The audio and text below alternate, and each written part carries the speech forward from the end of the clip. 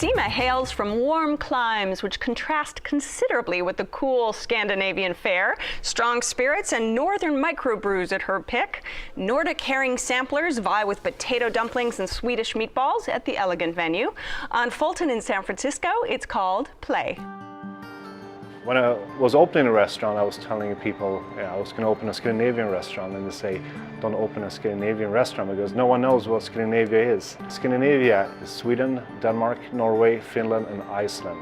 My name is Roberth Sundell. I'm the chef and owner of Pläj Restaurant together with my wife Andrea Sundell.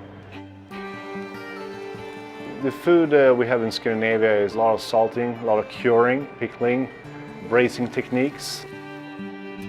For fatty food, we always utilize an acid into it, and we use a lot of vinegar to both sauces and also dressings. Scandinavians love to drink.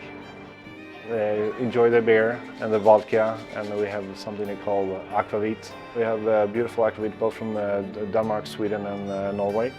We also do our own in-house spiced vodka. We usually drink that with some really salty food or pickled food like pickled herring. Our style is to have our guests feel like they're in my living room. They get the food on the table and they're sharing it and try different things, and I want my guests to try as much as they can to get a full experience what Scandinavian food is all about. Visito. All right, Pläj, it's a great name, isn't it, for a restaurant? And it really captures that whimsical sense of Scandinavian plus Californian, if you will. Absolutely, and I think that's one of the ideas that the chef owner had was to bring that Scandinavian palate to the San Francisco community. And so one of my favorite dishes at Pläj is called a taste of herring. Mm-hmm. And now not many people will go to a restaurant and see herring on the menu and say, wow, I'm going to order the herring. But what they're able to do is, first they temper it down. They call it a taste of herring, so it's not so overwhelming. And then they also serve it with some of the traditional components, so some pickled onions, the rye crisp, but then also some of the saffron tomato and mustard dill, some other elements to help make it very accessible.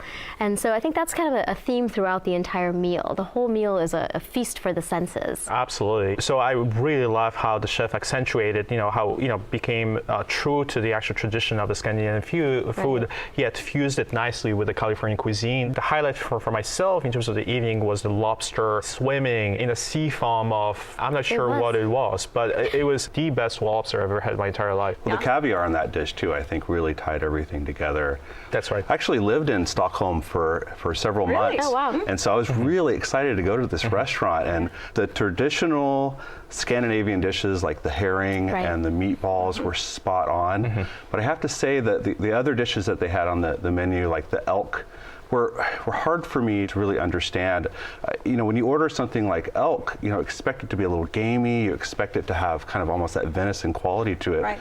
And it was the cleanest piece of meat I've ever eaten. And once I started putting the bits together, the mushrooms, the nice wine reduction sauce, and the spices together with that bite of the elk, then it came together for me. I realized, okay, this isn't going to be a gamey dish. This is all about the intricate little flavors that he's bringing together to this dish. The menu was beautifully simple. It was essentially one sheet of paper which listed all the starters, salads, fish, and meat on one single sheet, which allows you actually to choose the perfect critical path to happiness. I love it. And that would include, of course, what you're drinking, because the same thing is true of the wine list and the cocktail list. Very select, very well chosen rosé, some German Riesling, some Greek white, and very cleverly called the playlist. For their cocktails, and they're again trying to bring that Scandinavian feel to the American palate. There's the girl with the dragon tattoo drink.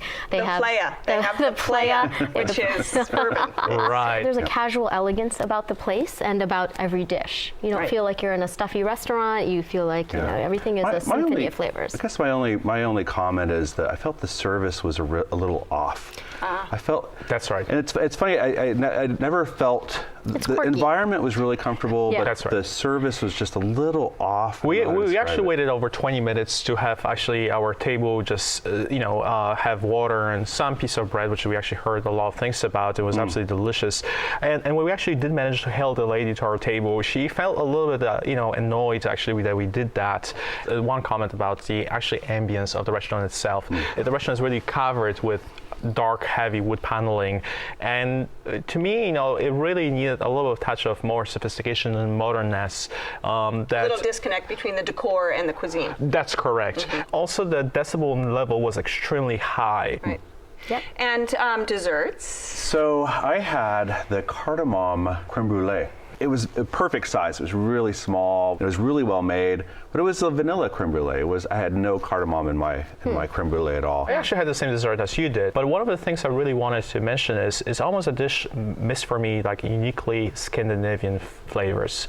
So it really almost was begging for some sort of licorice cranberries or something that really bring up some of the Scandinavian So cuisine. did they have the cloudberry jam on the menu, on the dessert menu when you went? Sometimes they do and sometimes they don't. They did in our case, okay, yeah. so I think that is one that is uniquely Scandinavian. Okay. So we actually had the Swedish pancake, and it's a beautiful crepe with fresh fruit and a big dollop of cream, and you look at it and you think, okay, this is gonna be really heavy. Right. But what's really interesting is you eat it and it's The whole point is that they're very light. It poofs, it was wonderful. And what about value? I mean, it's just not an inexpensive spot. That was Yeah. the hardest part for me, was that it was very expensive.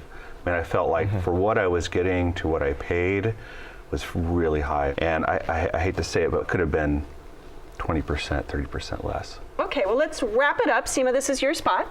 Yeah, for a dining experience that is really a feast for the senses, come out to Plaj. All right, Keith?